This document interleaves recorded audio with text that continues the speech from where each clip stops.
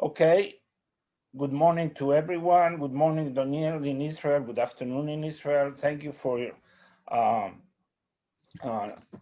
being here for us and giving us this space of time. So this is an interview mainly addressed to Latin American Spanish-speaking audience who hardly knows or know about the Shalom Hartman Institute, its work, its legacy. So let me start by asking a very basic question. How did it all start? Who are the Hartmans? David Hartman, Zichrono Libraha, your own childhood and youth coming from the USA to Israel. How was your original family and how is your very own family today? It's more a personal question, but briefly try to give us a background. The Hartman family have its roots in Israel, going back probably to the 17th century. My grandfather left Israel in 1929 during the attacks on Jewish settlers here in Israel, and he moved to the United States. My father and I were born in the United States, but my children and grandchildren are 14th plus generation Israelis, Hartmans living in Jerusalem. That's where the story started. And the connection to Israel and the connection to Zionism was always a very deep part of the Hartman story. My father, his biggest passion, and he's my teacher, he's also the one who started the Hartman Institute. His passion was to enable Judaism to compete in an open marketplace of ideas. He didn't want Jews who were Jewish because of anti-Semitism. He didn't want Jews who knew who they were because someone else said, "You're not me." For him, Zionism was the return of the Jewish people to the public space. We're out of the ghetto. We don't have to hide anymore. But if we're going to be in the public space, why be Jewish? In that public space, there's other ideas. There's other spiritual, intellectual possibilities and temptations. He felt that in the modern world, the only way for Judaism to be alive was for it to have something important to say. That I know that my life is enriched because of my tradition. And part of it is re-engaging Judaism, but part of it is about engaging Judaism with modernity. What is modernity? How do you live? I'm not in a ghetto and I don't want to shut myself off from the world. So then in this world, how do I bring the best of modernity and the best of Judaism together to produce something important? The fact that Jews had a great past doesn't mean that we're going to have a great future. So the Hartman Institute was about helping to shape that and develop it. And my particular passion, and most of my work, and it's wonderful to be with you, but most of my work is in Israel and in North America, not in Latin America, is how does the Institute be a force for liberal Judaism? How do we help create a liberal orthodoxy, a liberal secularism, liberal conservative, liberal form?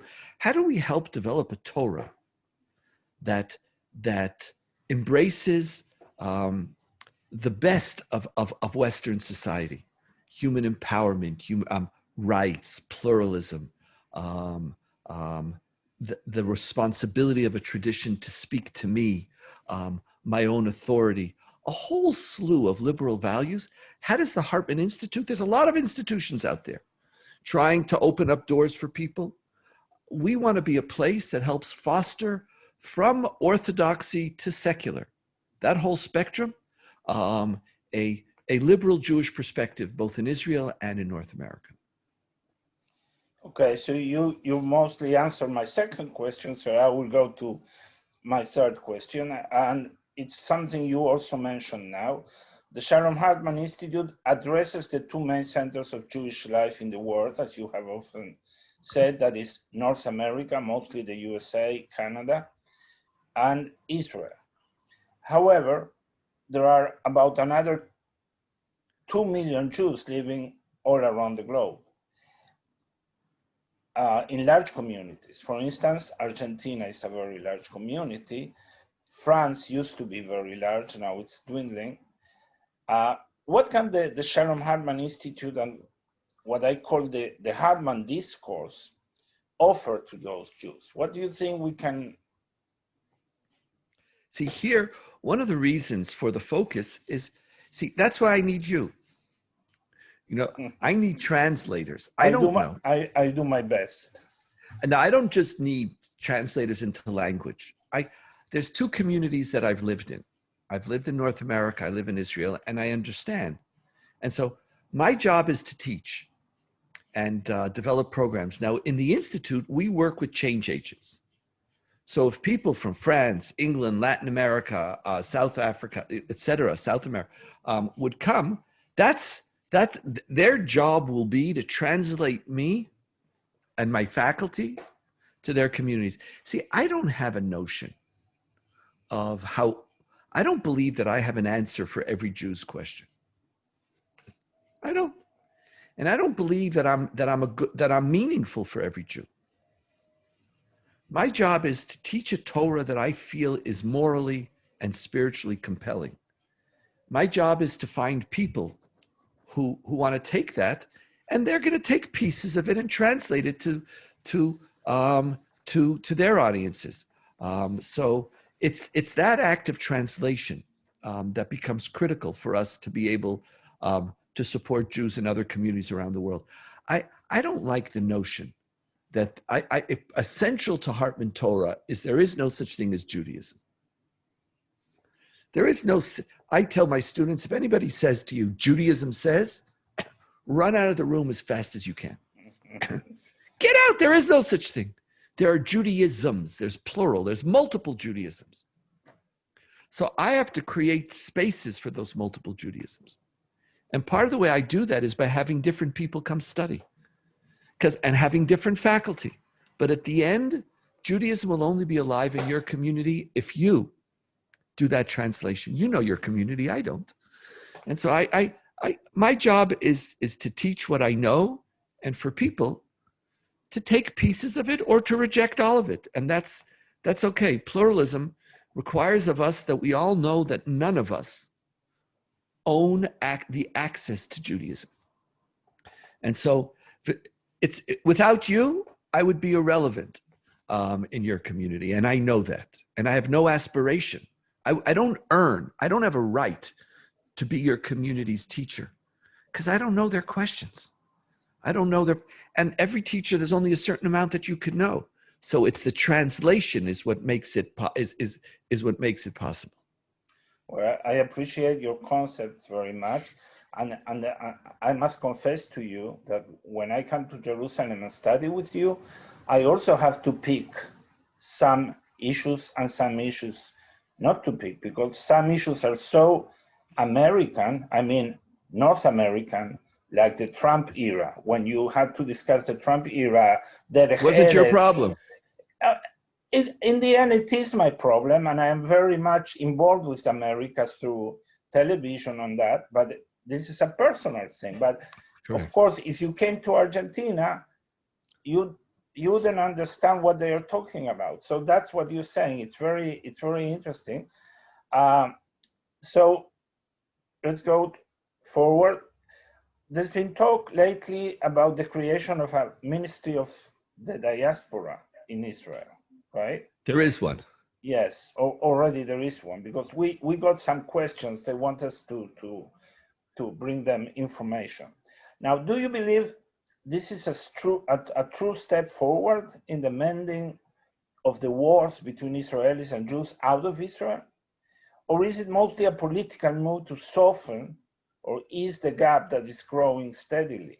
And I know we've discussed that at Hartman. Do you believe such a ministry will rise above the political and coalition considerations and help to have a true pluralistic Judaism, or will it be another political strategy for politicians? Oh, it's a great question, and I'm not sure. Okay. I don't know. I'm naturally very skeptical about these ministries. See, there's the challenge is that there isn't a political will in Israel to respect world Jewry. There's a consensus to want world Jewry to make aliyah. There isn't a consensus about respecting world Jewry. So these consensuses are what shapes the political infrastructure. See, deep-seated in the Zionist philosophy is what's known in Hebrew as shlilat hagolah, is denying the value of any Jewish life outside of Israel. For Zionism, the world is divided into two, Shoah and Tkuma, Holocaust and rebirth. That means you're part of Holocaust, Israel's rebirth. So the challenge of the diaspora ministry, see, part of the challenge is that when world Jewry is turning to Israel, they're trying to ask now, and this is a North American, I can't say about your community, but very much in North America, Jews are asking, do you respect my Judaism? Do you see me? Are you willing to, besides telling me to support you, are you willing to accept that maybe I have some questions? That I do have questions about the status of Palestinians. I do have questions about state and religion. I do have questions about democracy. I have questions. Now, if I ask a question, am I betraying Israel? Is that an act of betrayal? So the question is, what type of partnership do you want from me? So the challenge of the ministry is that it is sitting in an Israeli society which really wants of world Jewry either to move to Israel or to support and shut up. But where most world Jews are right now is they don't want to move and they don't want to shut up. So they don't want to. So it could be that there might be a minister or there might be a bureaucrat who understands. Could be. But it's tough. So what you will have, and this might be helpful, is you might have some funds, since Israel likes to see itself as rebirth and you like Holocaust, it wants to help you. So it could be that it might create some educational initiatives and some funding that might benefit you. Great, anything, take it. If it happens, kol hakavod. But the ministry will have great difficulty dealing with the serious issue that we're facing. And that is that Jews around the world who aren't facing existential threats. And remember, most French Jews aren't moving to Israel. They're moving to Quebec and Miami. Let's get real here. They're not, I didn't know. Oh, they're not moving to Israel. The Aliyah is not, no. They're buying houses in Spain. They might have a summer home or they have a house in Netanya, but they're not living there. So most Jews around the world aren't choosing, even those at risk, aren't choosing Israel as their destination. Those who are principally those for whom Israel is a step up for them economically. From the former Soviet Union, from Ethiopia. Israel was declaring, yes, this year we're going to have more olim than, I don't know if you saw some of those things. We're going to have hundreds of thousands of immigrants moving to Israel because of Corona. We had less immigrants ever. I think we had a 30% decrease even from the former Soviet Union. So it's, world Jewry is where they are. They're at home. So even if there's some anti-Semitism, Argentinian Jewry is at home they're at home. Oh, yes, they're not moving. They're at home. You're Argentinian. They're very much at home, yes. So in this sense, you're very much like the Americans, because you're also the other large. There's enough. You have also volume, but it's you're at home. You don't leave your home. If there's a problem, you fight in your home. So the question then is, if I'm at home, how does Israel see me? And how does Israel develop a relationship with me? That's a very deep question that I think is beyond the parameters of a ministry for diaspora affairs. So but some benefit might come. It's better to have it than not to have it. And some of the people who were in the positions actually tried to do good. And some of the that's not where the reshaping of the discourse is going to happen. The reshaping is going to happen through people like you and me, through people who teach and talk straight to people without a political agenda. Okay, so now let's keep thinking ahead. And now come the big questions. This was just small talk so far. This is your version of small talk. Yeah, yeah. Once I have you for half an hour, so yeah. I'm now gonna fuel up here. Getting Yeah, ready for the you fill up. I'm having my mate, my morning drink. So if you allow me, I will drink with you, L'chaim. Now, L'chaim. Thinking ahead, what are the main challenges of the Jewish people? And I would suggest three, which Good. we've talked about at Hartman, but you can talk about whatever you think. You can dismiss them. You can add others or whatever you want to do. But these are things that concern me. First, what I call the tribalization, tribes, okay, mainly in Israel, but all around too. Second, assimilation, but not by mixed marriages and all that orthodox phantoms and talk, but assimilation by ignorance, plain ignorance. Both in Israel and abroad, we see it a lot. And the third issue that worries me for the future, you've dealt with it, is the use of power and the increasing sense of superiority we are having, what it's called chauvinism. Israel was the first to vaccinate. Israel has so many Nobel Prizes, all that discourse. So what are the challenges for the future? I want to echo. You and I, we share the same Torah. I would articulate it very similarly, but using the following words. The first challenge is whether Judaism will be a force for good. Whether Judaism will teach the best values of humankind. And we all know that it's not self-evident. Monotheism could be a force for evil. We could kill people in the name of God. So the first challenge is whether we're going to have a Judaism that is worthy of support. The second challenge is whether, and by the way, this includes issues of chosenness. What do we stand for? What does to say the sentence, we taught ethics to the world, okay, that gives you a room in a museum. The fact that you were better than the Canaanites 3,000 years ago is not that meaningful. The first question, what does Judaism mean? And what does it stand for on some of the central issues of human life and of religious life? What does it mean?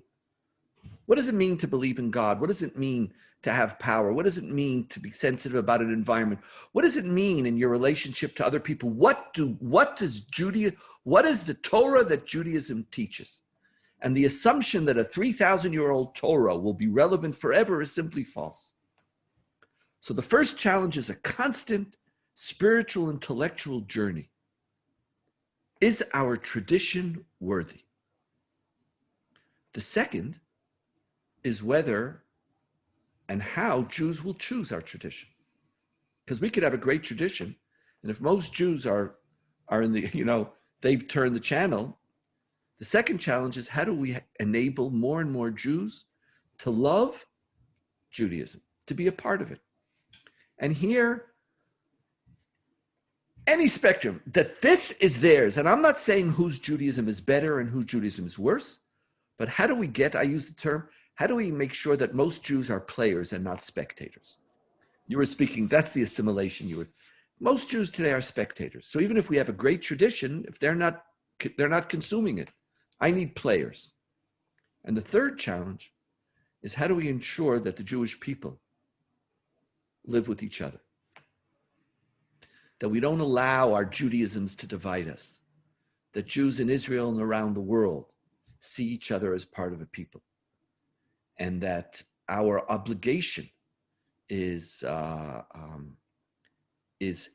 produce a Jewish people who embraces Judaism as an integral part of their identity as members of the Jewish people. Those are the three most significant challenges that I feel we face, and which guide all of my work and both my teaching and all of my educational work and the Institute's work. Any one of those three. So, on the other hand, those were the challenges. Now let's talk about the opportunities for the Jewish people. We live in the age of Israel as a state. And as I look into history, I think this is probably a unique state in history. Modestly, I cannot find anything even coming close to this.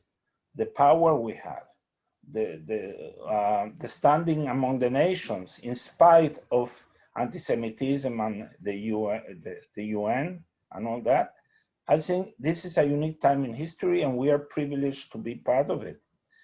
But how can this change Jewish history for the better?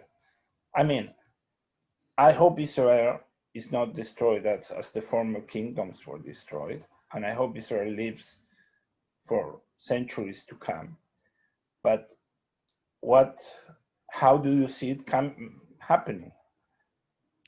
It's in our hands. You know the famous Hasidic story about the rabbi who was known to be the wisest man in the world, who had an answer to any question. And there were these two bums, how do you say, like two hooligans who said, we're going to show you that it's not true. And they capture a bird and they put the bird in their hands and they come to the rabbi and they say, Rabbi, you who always know the answer, is the bird in our hands alive or dead? And they were going to say, listen, if he says he's dead, they're going to open their hands and the bird will fly and the rabbi will be wrong. If they say the bird is alive, they'll squeeze and kill the bird, and either way, the rabbi was going to be wrong. So the rabbi looked at them and said, my friends, is the bird alive or is the bird dead? The answer to that question lies in your hands, yes. Right? That's the answer. So this opportunity, what are we going to do with it? So we've returned to statehood. Is Israel going to be a place where Jews are safe and Judaism is safe? I don't know. Right now, it's a place where Jews are safe. It's not a place that Judaism is safe. Because if you don't belong to a particular Orthodox denomination, you don't have the same right. You have personal rights, but the country doesn't help you. Jews are safe, but part of what Judaism teaches us is that all people are created in the image of God. Does Israel represent that in its values? So the Jewish people, we have a state that's powerful. We have startup nation. Do we have values nation? What we live in, as you said, is a generation of great opportunity. So we could either sit back and, we are so great. Nobody like us. We are the best, we're the best. The answer to the future lies in our hands. Are Jews around the world going to fight for the Israel that they want instead of accepting the Israel that they have? Are Jews around the world going to build a Jewish identity which is still connected to Jewish peoplehood or not? Are Jews in Israel and Jews around the world going to fight for the Judaism that they want, or are they going to reject the Judaism that they don't believe in when they don't? Who said that that's authentic Judaism? We're in the midst of a great journey right now in which nobody's killing us for being Jewish. Jews are by and large safe. So there's a little anti-Semitism here in Iran. There are dangers, but the Jewish people have never been safer than they are right now. So now the question is, are we going to focus our energy on the next questions? But if we keep on focusing all our energy on the external dangers, we're going to ignore the internal dangers, and we're going to be mediocre. And in our tradition, being mediocre is the antithesis of the Jewish story. We are challenged to be a kingdom of priests and a holy nation. That means I don't look to what does the rest of the world do? You know, or like on Israel. Oh, we're the best democracy in the Middle East. That doesn't impress me so much. We might even be the best democracy in Latin America. That also might not impress me that much. I don't look to I have a higher standard. So who do we want to be? How do we use power? How do we create spaces for all Jews to be respected? How do we infuse values into politics? How do we develop new possibilities for synagogues and schools and spiritual life? We have unending opportunities, but we have to focus. It's in our hands. What will be? You and I, we've committed our lives to making sure that the Jewish people answer those questions responsibly. But it's not simple. So I don't know, my friend. I'm not sure. I'm hopeful. But see, you know why I'm never pessimistic? Because I'm too busy. Pessimism is a luxury I can't afford. I don't have the time to be pessimistic. We have to fight every single day to make sure that Judaism is good, Jewish people love Judaism, and the Jewish people are walking together. All the rest is commentary. Get up in the morning and get to work. When the coronavirus pandemic started, there was also a Hasidic story by some Chabad guy, whom I read often. He also said, wash your hands, the future is in your hands. At that stage, beautiful. Yes, it's a beautiful metaphor too. And even though we have vaccination now, we are starting here, at the same time the cases are rising. Israel is one step ahead, but yes, it's in our hands, and the metaphor of the bird is a very good one. Now, you know, using corona, which is one other thing yes, that I found yes. for me very important. Why do you wear a mask? So the mask could be for self-preservation, but the mask is also to protect those around you. Sure. The notion that we as Jews, see, when you're a victim throughout history, your basic sense is, how do I protect myself? I wear the mask, or what do I do? So now that we have power, we could harm other people. How do we embrace both sides of the mask? How do we protect Jews, but also take responsibility for what we could do to others? That's the modern Jewish story.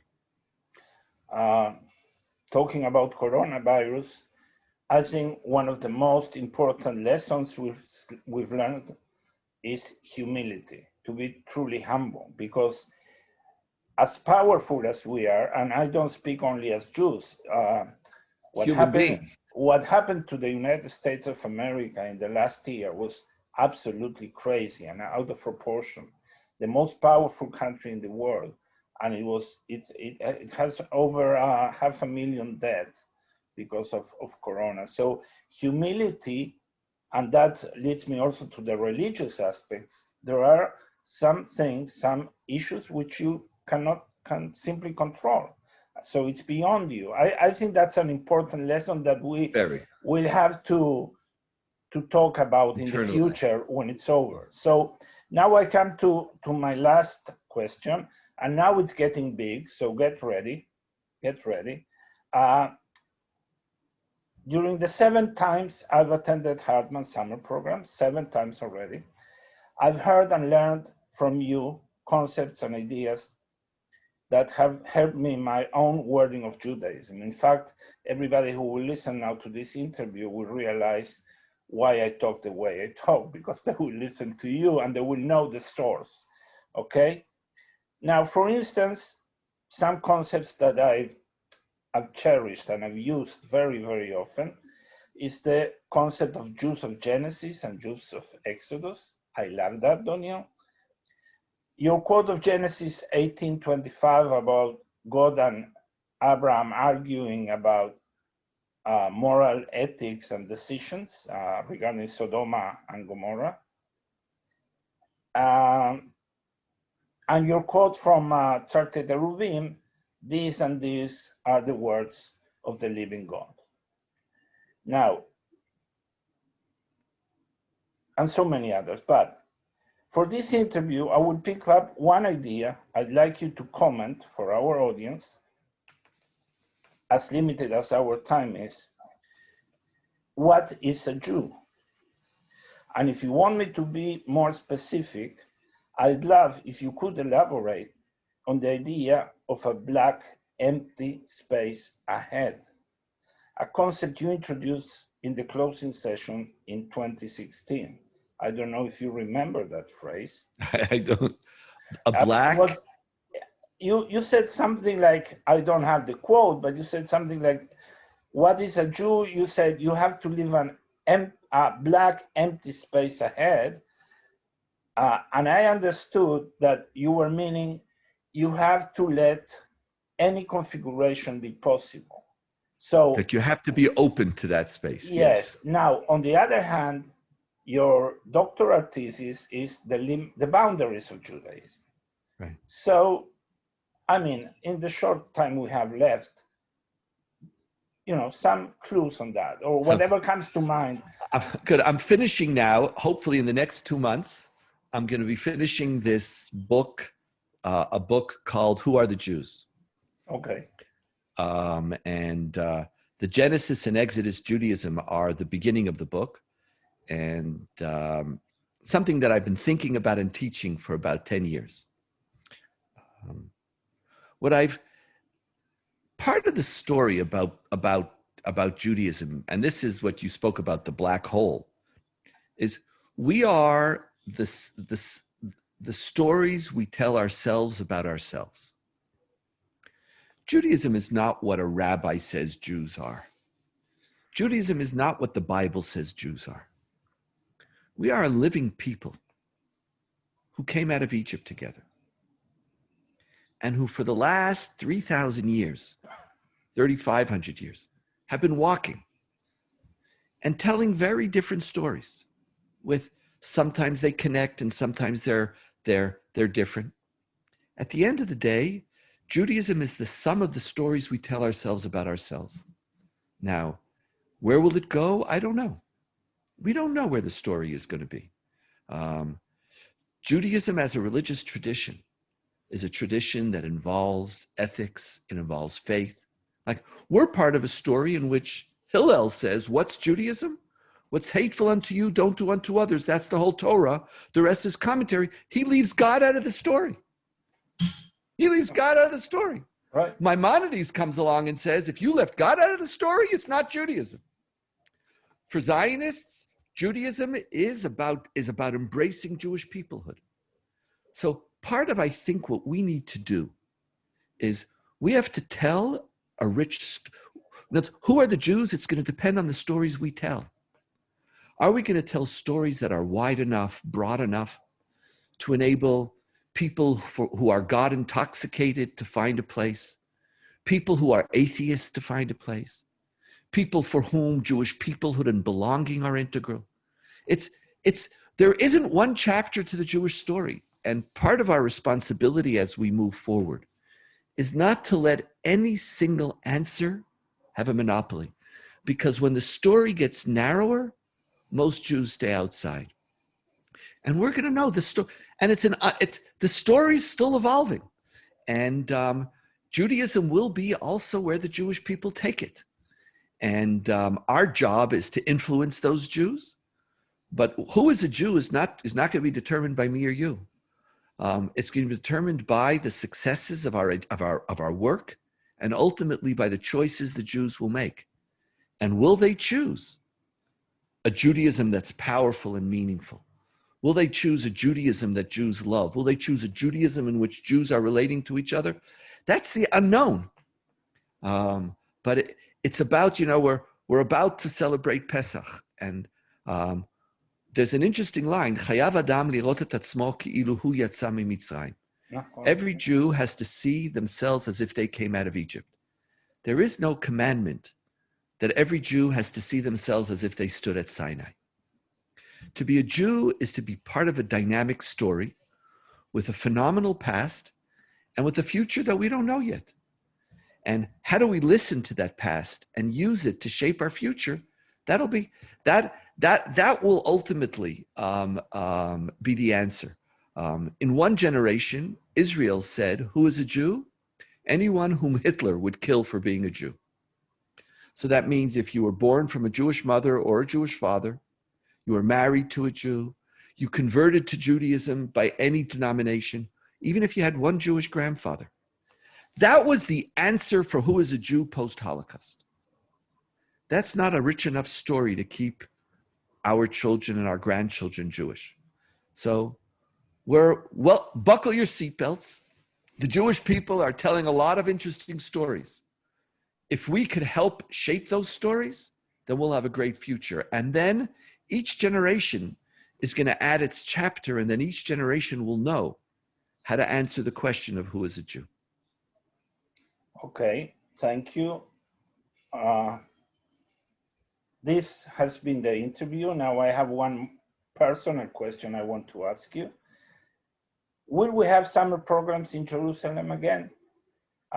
We miss them badly, and as large as your audience of students can become through Zoom, and we were part of it, although I must confess, sharing a day of work and a day of studying is not a good combination. It became very hard for me to follow. I know. Now, I love the week of concentration in studying at Hartman. So nothing compares to that experience of studying with you at your campus in Jerusalem. If Israel doesn't quarantine people already this summer for rabbis alone who want to get on the plane at the last minute, if we have 30 rabbis, we'll run a program.